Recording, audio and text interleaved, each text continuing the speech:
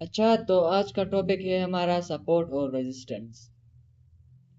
तो ज़्यादा बातें नहीं करते, ठीक है, डायरेक्ट स्टार्ट करते हैं। अब सपोर्ट और रेजिस्टेंस देखो, जब मार्केट एक प्राइस को दो बार टच करे सेम डायरेक्शन में, अब देखो यहाँ से मार्केट ऊपर गया है, सपोर्ट से मार्केट रेजिस्टेंस तक गया है, वहाँ से फिर नीचे आया है।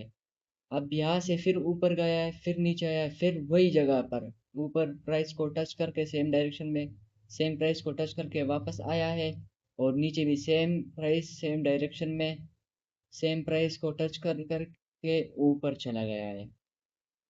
तो इस पर हम ट्रेड कैसे लेंगे, ठीक है, बताता हूँ। वो भी अभी देखो, सबसे पहले तो ये रहा आप लोगों का सपोर्ट रेजिस्टेंस।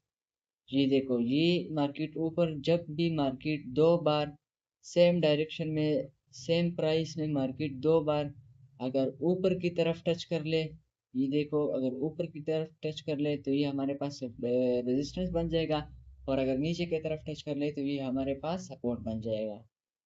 अब इस पर ट्रेड कैसे करती है, ठीक है। अब यहाँ से मार्केट ऊपर जा चुका है, ठीक है, यहाँ तक, एक कैंडल यहाँ तक जा चुका है। अब हम यहाँ से सेल कैसे करेंगे, हमें कंफर्मेशन क्या मिलनी चाहिए, किस चीज़ का हमें जो है ना वेट करना होगा कि ये चीज़ बन जाए तो इसके बाद हम ट्रेड। यहाँ पर हमारे पास अगर आप लोग देखो तो बीरिश एनगल्फिंग बना है, ये जो इस कैंडल के बॉडी को अपने अंदर इन्वॉल्व करे। मतलब ये कैंडल, ये बीरिश एनगल्फिंग बड़ा कैंडल हो, और पीछे ये जो सब रेजिस्टेंस को टच किया ये छोटा हो, ये इसके अंदर हो, इसके इससे बाहर नहीं, इसके अंदर। और ये जो बीरिश एनगल्फिंग है ना, ये इससे बाहर हो, ऊपर हो, और नीचे से भी ज्यादा, इससे थोड़ा ज्यादा नीचे हो, ये देखो आप। तो यहाँ से हम सेल करेंगे, यहाँ से हम सेल करेंगे। ये हमारे पास, ये सपोर्ट से जो है ना प्राइस ऊपर चली गई रेजिस्टेंस तक, और रेजिस्टेंस से हमारी प्राइस नीचे आ गई। तो अब हमें बाय के लिए हम बाय करेंगे, तो इसके लिए कंफर्मेशन क्या होनी चाहिए। अब ज़रूरी नहीं है कि सिर्फ यही कैंडल हो, आप लोग मल्टीपल कैंडल पर भी ट्रेड ले सकते हो, सपोर्ट और रेजिस्टेंस पर। तो देखो, यहाँ पर हमारे पास बुलिश एंगल्फिंग बना है, बुलिश एंगल्फिंग बना है, तो ये भी उस सेम है। ये जो पीछे ये जो कैंडल है ना, ये जो रेड कैंडल है, बिरिश कैंडल है, ये छोटा होना चाहिए, और बुलिश एनगल्फिंग जो है ना, ये इससे बड़ा होना चाहिए। ये बिरिश कैंडल जो है, ये इस एनगल्फिंग के बॉडी के अंदर होना चाहिए, बॉडी से बाहर नहीं होना जाना चाहिए। तो यहाँ पर देखो, ये हमारे पास सपोर्ट, फिर मार्केट ऊपर चला गया रेजिस्टेंस तक, यहाँ से फिर भी नीचे आ गया। यहाँ पर बीरिश एंगल्फिंग बना, फिर यहाँ पर सिर्फ बीरिश एंगल्फिंग तो नहीं है ना, मार्केट में मल्टीपल कैंडल्स बनती है। तो यहाँ पर हमारे पास हैमर बन गया है। अगर हमारे पास सपोर्ट पर हैमर बनेगा तो हम बाय के लिए एंट्री लेंगे, और अगर हमारे पास रेजिस्टेंस पर इन्वर्टेड हैमर बनेगा तो हम सेल के लिए एंट्री लेंगे। ये कंफर्मेशन ज़रूरी है, क्योंकि डायरेक्ट सेल बाय नहीं कर सकते, तो कंफर्मेशन ज़रूरी है। ये रहा हमारे सपोर्ट और रेजिस्टेंस। अब नेक्स्ट जाते हैं सपोर्ट और रेजिस्टेंस पे। अब देखो, मार्केट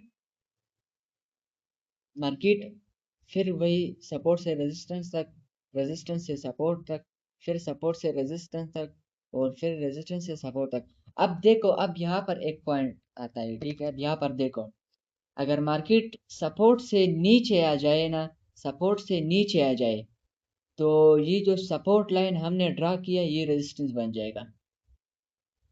थोड़ा समझ आ गया आप लोगों को।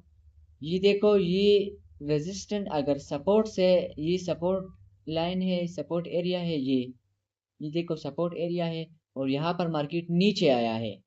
तो अब जो सपोर्ट हमने लाइन हमने लगाया था वो क्या बन जाएगा, वो तो सपोर्ट तो खत्म हो गया ना, ब्रेकडाउन हो गया, तो सपोर्ट लेवल तो खत्म हो गया। तो यहाँ पर हमारे पास जो है ना रेजिस्टेंस बन जाएगा, रेजिस्टेंस लेवल बन जाएगा। और अगर यही रेजिस्टेंस, ये देखो, अब रेजिस्टेंस में जो है ना मार्केट ब्रेकअप किया है, सेम डायरेक्शन में नीचे नहीं आया है, ऊपर चला गया है, सपोर्ट लेवल को तोड़कर ऊपर चला गया है। तो इस सॉरी ये रेजिस्टेंस लेवल को तोड़कर ऊपर चला गया है रेजिस्टेंस लेवल का।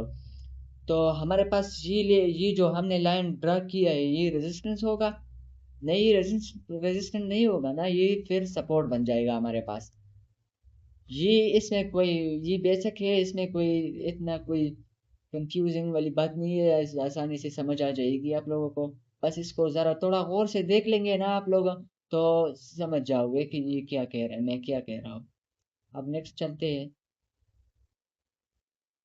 अब ये देखो मार्केट जो है ना वो रेंज रेंज मार्केट में ही सपोर्ट और रेजिस्टेंस वर्क करते हैं, रेंज मार्केट में। अब अप ट्रेंड डाउन ट्रेंड इसमें सपोर्ट रेजिस्टेंस जो है ना वर्क बिल्कुल भी नहीं करते, ठीक है।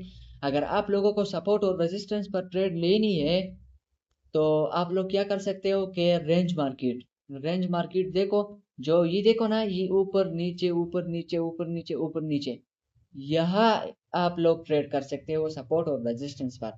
अब ये देखो अप ट्रेंड में ये नीचे चला गया, ऊपर नीचे ऊपर नीचे ऊपर नीचे, फिर नीचे ऊपर नीचे ऊपर नीचे ऊपर नीचे फिर नीचे। तो यहाँ पर जो है यहाँ पर आप लोग ट्रेड नहीं कर सकते, ठीक है। अप ट्रेंड में मार्केट चला, अब मिसाल दे रहा हूँ आप लोगों को। अगर मार्केट अप ट्रेंड में है और आप लोग कह रहे हो कि ये यार अप ट्रेंड में सपोर्ट और रेजिस्टेंस बन रहा है, तो ये आप गलत कह रहे हो। बन रहा है, मानता हूँ मैं, सपोर्ट और रेजिस्टेंस जो है वो अप ट्रेंड में भी बनता है, लेकिन वर्क नहीं करता अप ट्रेंड हो या डाउन ट्रेंड हो। ये रहा आप लोग ये जो है ट्रेड, अगर आप लोगों को सपोर्ट और रेजिस्टेंस पर ही करना है तो फिर आप रेंज मार्केट में ही करें, ठीक है। नेक्स्ट चलते हैं।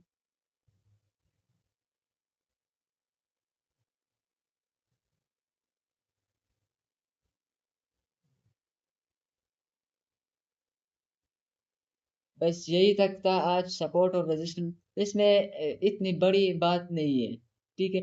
अब यहाँ पर देखो सपोर्ट और रेजिस्टेंस है ना, ये ऊपर चला गया, ये मैंने आप लोगों को समझाया भी है, लेकिन आप लोगों को इसके बारे में थोड़ा और भी कंफर्मेशन देता हूँ, ठीक है। यहाँ पर देखो ये बुलिश एंगल्फिंग बन गया है, यहाँ से हम बाई करेंगे। हमारा एसएल सपोर्ट के नीचे होगा, टीपी रेजिस्टेंस के साथ होगा, रेजिस्टेंस से थोड़ा अगर नीचे भी रख ले तो कोई मसला नहीं है। और रेजिस्टेंस में हमारा जो यहाँ से हम सेल करेंगे, ठीक है। तो हमारा स्टॉप लॉस रेजिस्टेंस के लाइन पर होगा।